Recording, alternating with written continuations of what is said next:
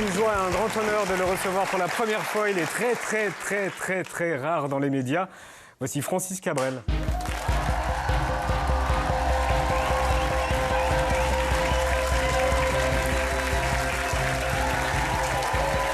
Bonsoir.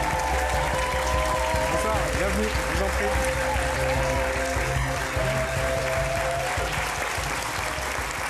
Bonsoir Francis Cabrel, bienvenue sur le plateau de Quotidien. Voici une partie de l'équipe et voici le public. Merci, bonsoir tout le monde.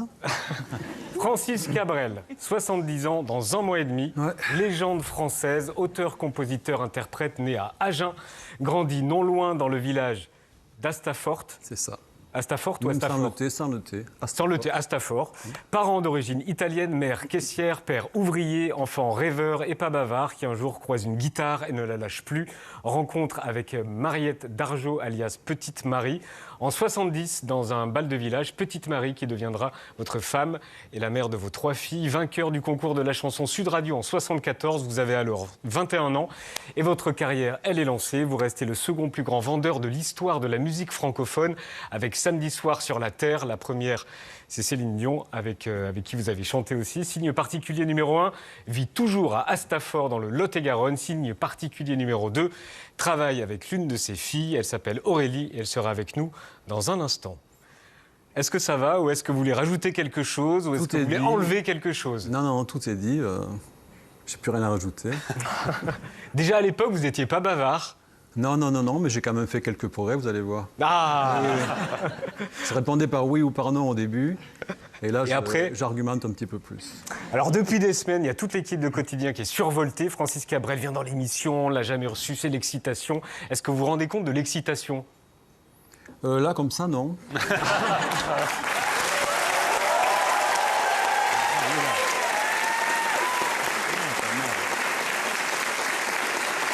Donc je repose ma question. Est-ce que vous vous rendez compte de l'excitation? Ah oui, c'est énorme. Ah, voilà. On va commencer par le commencement. Nous sommes le 18 septembre 1977. Jacques Rouland, Pierre Tchernia et José Arthur découvrent un jeune chanteur français, un document de 1 minute et 52 secondes, 100% vintage. Regardons. Je vais vous piéger, je crois. Allez-y. Vous allez me piéger. Bon. Eh bien, vous savez que dans cette émission, nous n'hésitons pas à donner leur chance à des jeunes. Ben oui, c'est bien. Vous pensez que j'allais dire ça? Non, pas du tout. Eh bien, voici un jeune auteur-compositeur qui vient de faire son premier disque. C'est son premier passage à la télévision. Il vit près d'Agen et il a été remarqué en vacances par un producteur de disques. Vous voyez que tout arrive. Ah bon? Il souhaite d'ailleurs ne jamais quitter sa ferme de Dordogne, où il peut écrire des choses simples du quotidien. Il dit n'importe La quoi. chanson s'appelle Petite Marie. Voici, pour la première fois à la télévision, Francis Cabrel. Petite Marie, je parle de toi parce qu'avec ta petite voix, tes petites manies, tu as versé sur ma vie. Là, on est en 77, à cette époque. Là, quand vous êtes dans quel état d'esprit? Vous avez envie de quoi, là? Là, de m'en aller. De rentrer chez moi le plus vite possible. Non, Pourquoi? Parce qu'il a dit n'importe quoi avant? déjà, non, mais surtout la peur, quoi. La peur panique. La télé pour la première fois, maquiller pour la première fois, faire du playback. Tout était surnaturel, quoi, pour moi. Donc j'étais assis, heureusement. Et il me tardait que ça se finisse. Il a quoi dans la tête, le jeune Francis Cabrel de 77, en dehors de cette émission? Non, je voulais que mes chansons soient connues, c'est vrai, mais ça passait par la notoriété donc de ma personne, si je puis dire. Et ça, c'était plutôt encombrant quand j'ai découvert qu'il fallait que je m'investisse quoi, dans l'histoire. Ça m'a un peu désarçonné quand même. Vous vouliez que les chansons soient connues, mais pas être connues. Exactement. Et là, je ne suis pas tout à fait arrivé à ce que je voulais. Mais quand même un petit peu, je reste caché le plus possible. Et voilà, ça se passe pas trop mal. Ouais. C'est difficile de rester caché ou... Non, c'est pas très difficile. Alors, lorsqu'un album sort où il y a une actualité comme ce soir, là, bon, je me montre un petit peu, mais Après, vous disparaissez. voilà, c'est ça le moins possible. Justement pour pouvoir essayer de vivre normalement. Vous revenez avec une chanson qui vous tient particulièrement à cœur. J'ai ici, ça s'appelle Un morceau de Sicre. On va l'écouter, mais d'abord, dites-nous pourquoi cette chanson est si importante pour vous et pourquoi Sicre? Alors Sicre, c'est Claude Sicre, c'est un personnage toulousain extrêmement important pour nous, gens du Sud, mais je pense Du Sud-Ouest. pour toute la francophonie, puisqu'il a créé les Fabulous Troubadours. C'est lui. Voilà, c'est lui. Et ensuite, à travers lui, toute la ville de Toulouse, toute l'ébullition musicale qu'il y a eu, tous les groupes qui se sont succédés, depuis lui, depuis Claude Nougaro, bien sûr. Et je voulais rendre hommage à cette ville qui m'a... Big Flo et Oli, qu'on voit dans... Big Flo et Oli, dernièrement, où il y a Ouais. tout un catalogue d'artistes super importants. Et comme c'est chez nous que je suis très chauvin, et c'est que là que ma carrière a commencé à Toulouse, puisque mon premier disque a été enregistré en plein centre-ville. Il y a des studios à Toulouse, il y avait des studios à Il y avait des studios, il y en a toujours, mais je pense que ça tourne encore pas mal, ouais.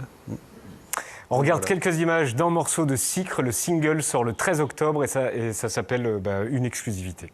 Tu mets un morceau de sucre dans ton café noir. Et tu mets un morceau de sucre dans ton café noir.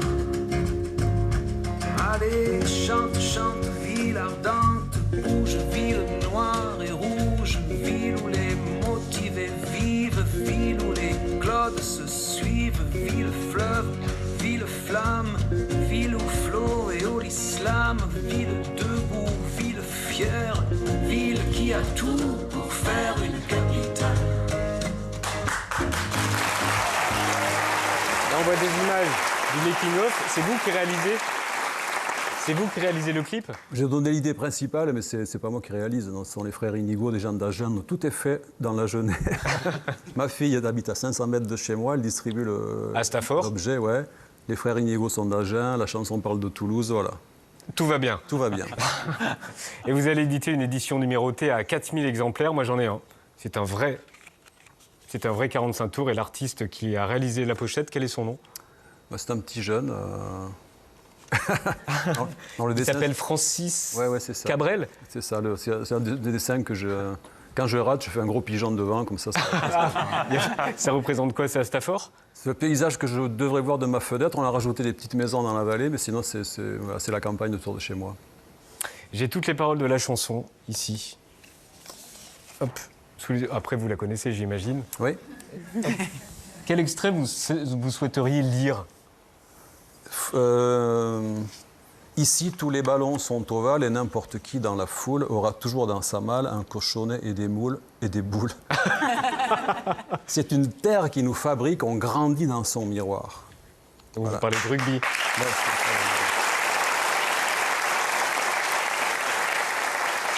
Vous parlez de rugby, d'ailleurs, il y a un match ce soir. Vous êtes pour qui? Pour la France ou pour l'Italie? En tant qu'Italien, deuxième, troisième génération, je suis quand même pour la France. Mais je pense que ça va être difficile parce qu'ils se sont bien reposés contre les All Blacks, exprès pour nous affronter. Et le match, c'est tout à l'heure sur TF1, juste après l'émission. Donc regardez l'émission et après, vous zappez sur le match. Ce single, c'est l'annonce d'un album ou pas du tout? Non, j'étais impatient de le voir sortir. Donc voilà, il sort sur ce petit label, Babou Music, mais il n'y a pas d'album en préparation. Je suis... C'est avec votre fille? Ouais, avec ma fille, ouais. C'est le label de votre fille? Ouais, c'est ça. Et pas d'album? Non. Pourquoi? Parce que j'ai pas d'inspiration, je suis dans un creux là, et d'inspiration, et même d'envie d'avoir de l'inspiration. Donc, Vous n'avez même pas envie d'avoir de ouais, l'inspiration? exactement. Vous avez prononcé la première phrase quand je suis arrivé, 70 ans dans un mois et demi.